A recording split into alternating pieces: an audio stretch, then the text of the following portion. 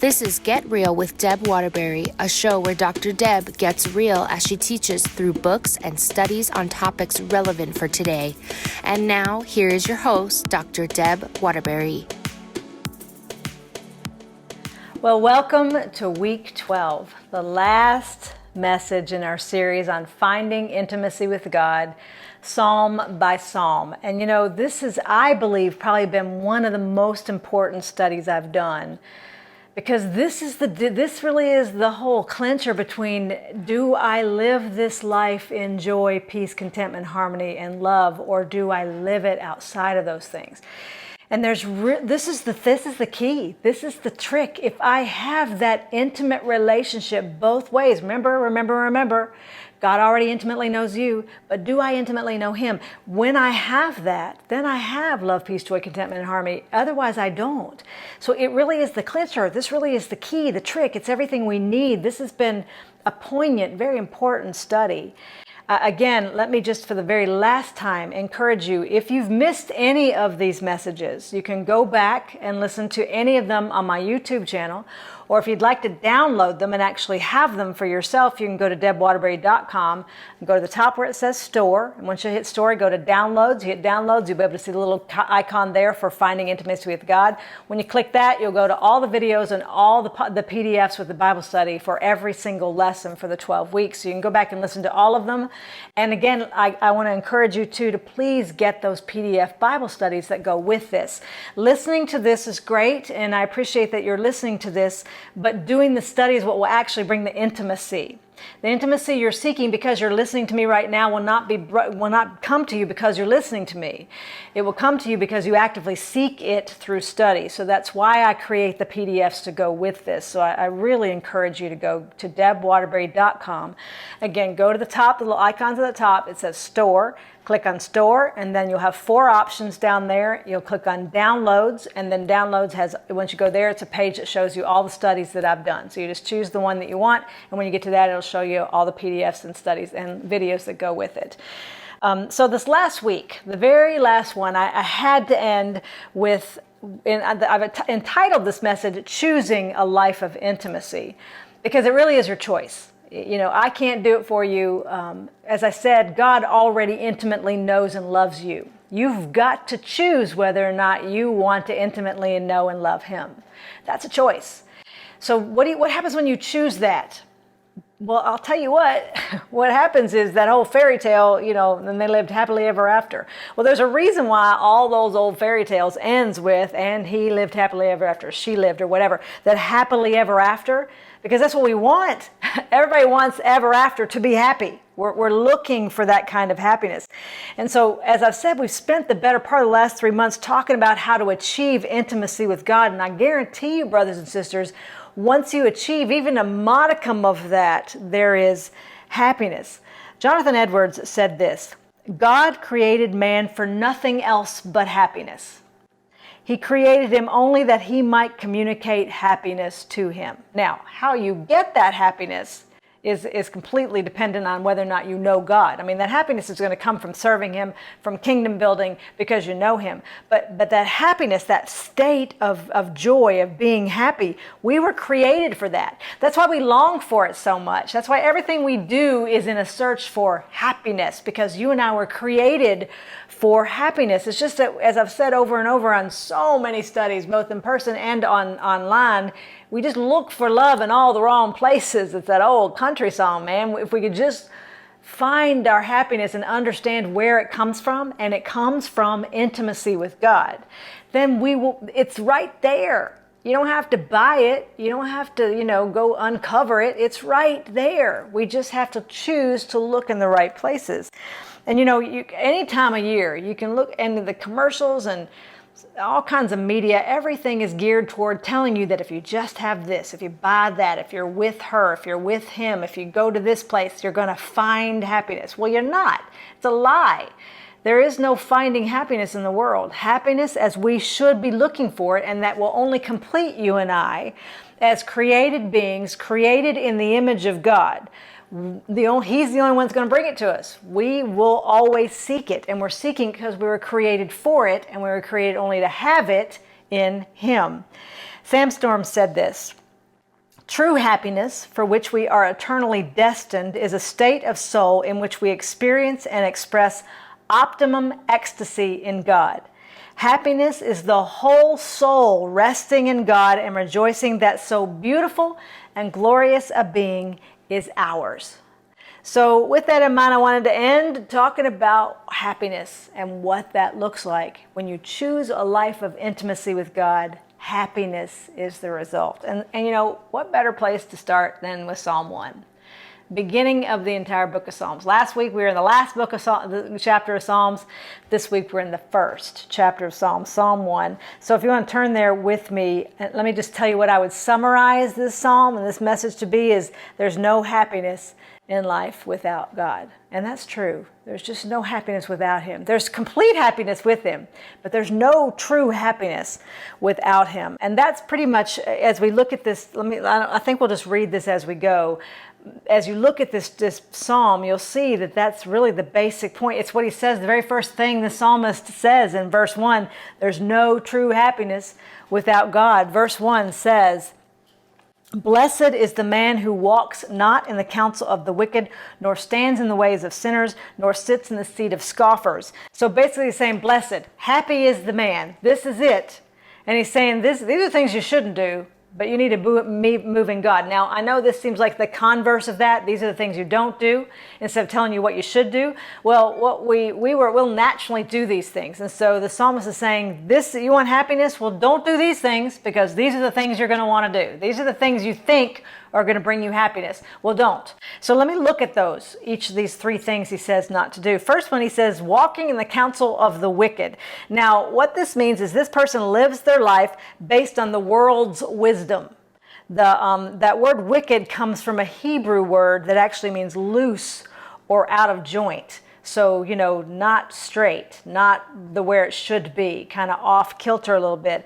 And, you know, I know sometimes it's really difficult to discern the difference between God's counsel and the counsel of the wicked. And that's the point, isn't it? I mean, if the enemy made it where you could just tell the difference, then that'd be just too easy, wouldn't it? Sometimes it's really difficult to see the difference in that. So let me give you some pointers here on how to tell the difference. When you're talking to a friend, or you could be talking to a pastor or a minister or somebody else, and you're having a hard time knowing, okay, is this what God would tell me to do? Am I listening to counsel that I should be listening to? And sometimes it's really difficult to discern that. Let me give you 4 things that's your kind of guidelines for knowing whether you're listening to one or the other. The counsel of the wicked will always deny the inerrancy of Scripture. It'll always point you away from Scripture. And even say things like, well, that was for that time, but this is for now. So wicked counsel will always do that. And remember, when I say wicked, I'm not meaning bad. I'm using wicked in terms of that Hebrew word, which means out of joint, just crooked, not quite there. The counsel of the wicked exalts man over God. Man more important than God. The counsel of the wicked will also always downplay man's evil and downplay God's righteousness. Oh, we're basically good. And God's, He'll let it go. He'll let it slide. That's the counsel of that's kind of out of joint, not right, not quite right, will always make you think that, man, it's not so bad. You're not so bad. And God will let you slide. That's downplaying man's wickedness and downplaying God's righteousness. And finally, the counsel of the wicked, the counsel of that is a little out of joint, not quite there, emphasizes pleasing self instead of pleasing God or serving others. It will always, what makes you happy? What's going to be the thing that makes you the most happy? Not what will honor God, not what will serve your fellow man, but what makes you the happiest? And that seems so innocent, doesn't it? It seems like such an innocent statement. I've said it sometimes. Well, what is it? What do you want? What will make you happy right here? Generally, when I'm saying that, I'm going to say it so that I can point them to what's true. But the world will often just move to you, and people that are Christians, because they're not thinking, well, what makes you happy? Instead of what will honor God, what places God on His throne where He does belong, where He will be anyway, and what serves your fellow man. And that's a good way of seeing it. Again, remember that when this psalmist is saying the counsel of the wicked, he's not saying you're going down to the prison and finding the worst criminal in the world and getting the counsel from the wicked. He's saying you're getting counsel that's just out of joint, just a little crooked. The next thing he says not to do is to stand in the path of sinners. Now, this talks about kind of being involved with someone, a sinner, a person you know is a sinner, and their way of life. And I know you walk a fine line here, because we know that we are to be separate from the world as Christians. 1 Corinthians chapter 15, verse 33 says, "Do not be deceived, bad company ruins good morals." We are to be separate being holy. So that's true. But on the other hand, we are also told that how can you possibly minister to someone in the world if you're not there with them, if you're not coming alongside them? I mean, Jesus did that. He said he came for sinners. He dined with sinners when he dined, especially with Matthew. The thing, and let me tell you this is a good secret here, it's always going to be your objective. Why are you with sinners? Why are you there? Because if you're there simply because you love going to the bars and you love drinking and you love that way of life and you're just, you're hanging out with them because they're your friends and you get a kick out of that, that's what you love. That's the objective that tells you you are standing in the path of sinners. If, however, you are friends with them and you don't want to alienate them so that you can move them toward Christ and witness, then you are in this world and not of it.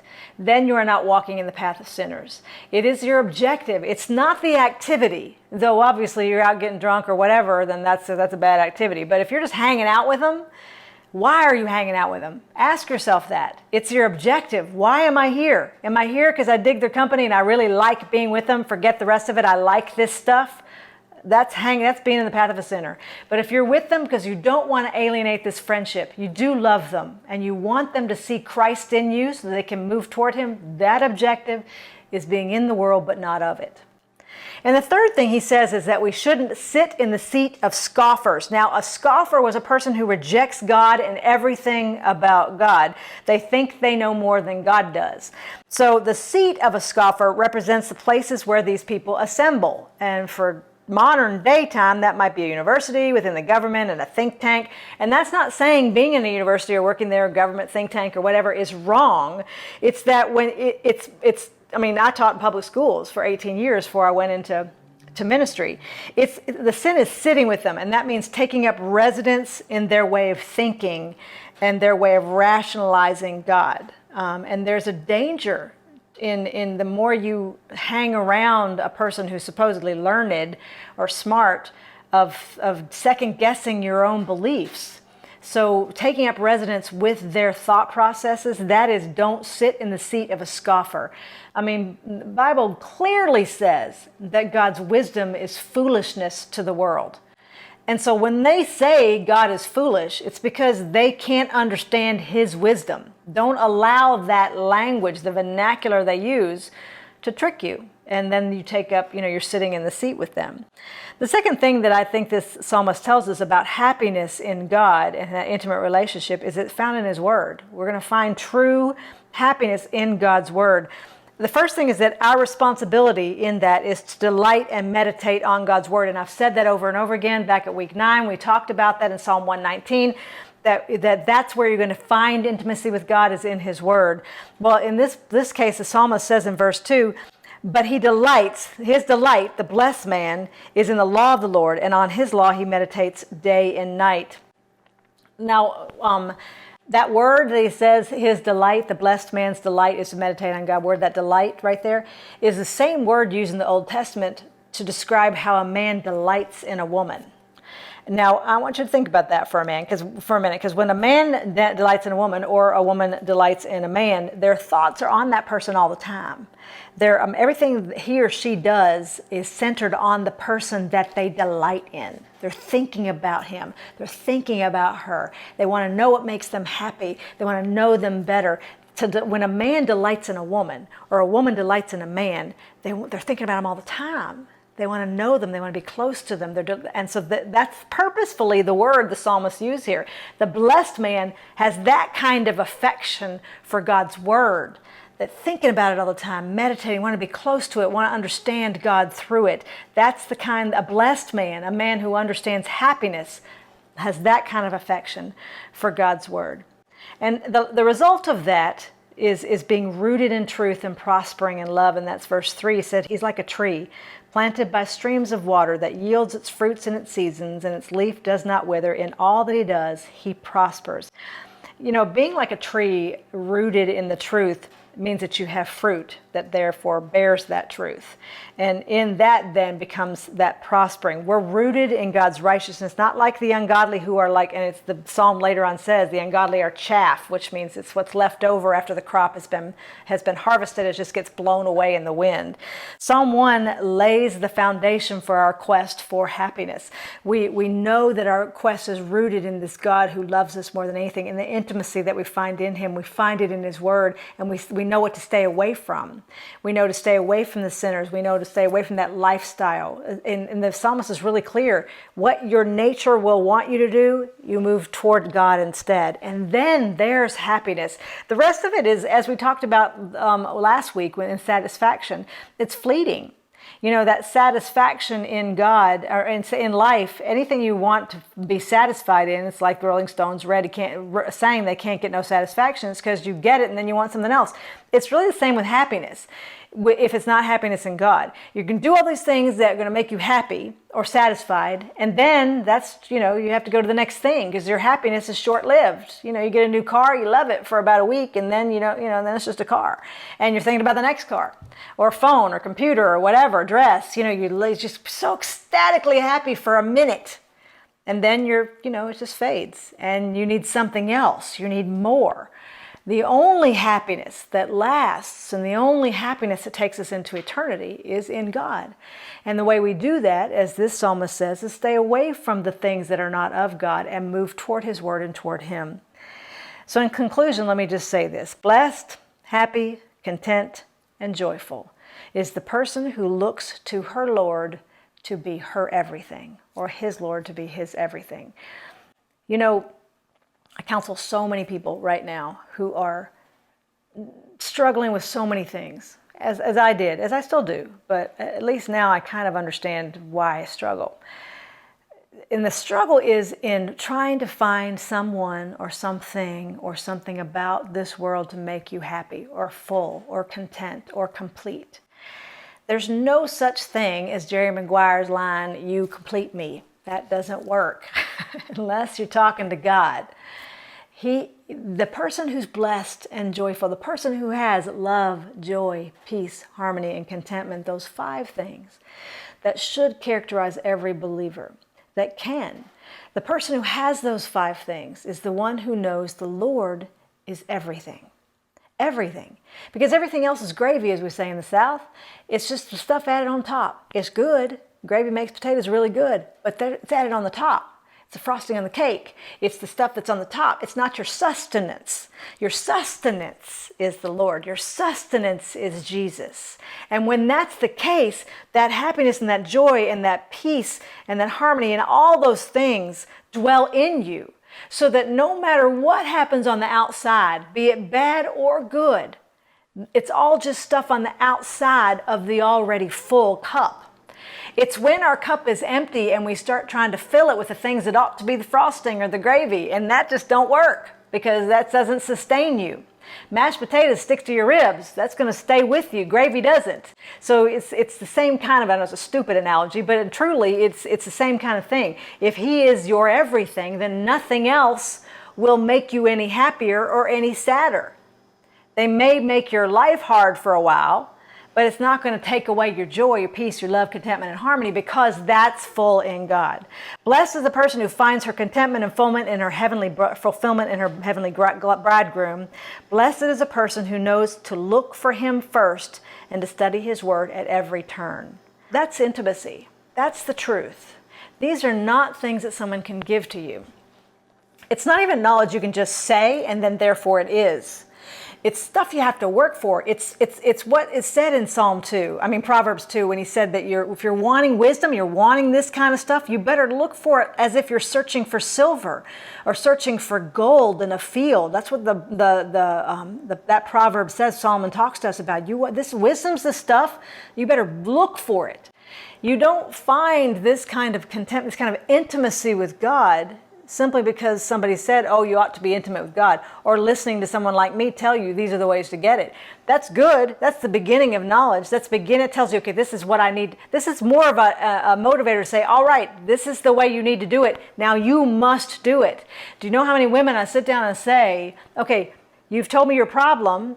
Now I'm going to tell you what the solution is. It's to put your problem aside and put your eyes on Jesus. And when you put your eyes on Jesus, it's not just staring up at the ceiling.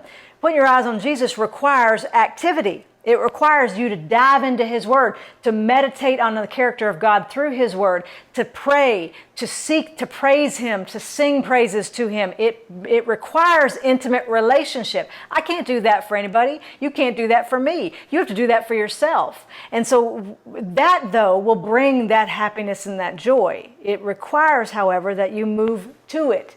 As in this study is called, this last chapter is choosing it. You got to choose it and then move toward it. Nobody can do that for you. So this is my challenge as we end this. As I've ended this is a 12th week, and I purposefully ended here with choosing it.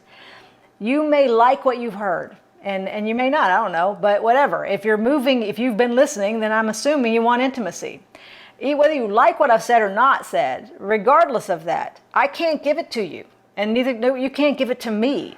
I had to learn my husband can't give it to me. My children can't give it to me. My job can't give it to me. Money can't give it to me. None of those things will give you that happiness and joy and all the things that you're looking for. You know it's got to be an intimacy with God. And once you know that, you got to go get it. So let me challenge you. Go get it. Praise Him. Spend that time with Him. Get to know Him, because He already adores your air. He loves everything about you. He's intimately involved in your life. You're just not living in the fulfillment of what that is because you haven't built your knowledge of Him. And you can only do that in God's Word. So let me challenge you to do that. Again, go to debwaterbury.com to the store area and the downloads. Get those PDFs. They will help you on this journey to move toward intimacy that you already have. You just got to live in it. Amen. God bless you. I pray this has been a blessing to you and that it's been a help as well. God bless you. I'll see you next time. Thank you for joining me today on this episode of Get Real with Deb Waterbury. I hope you were blessed, and I hope you got some information that's going to help you get through your day. If you want any more information on any of my books or my articles or on any of my future speaking engagements, you can find all that information at debwaterbury.com. God bless you.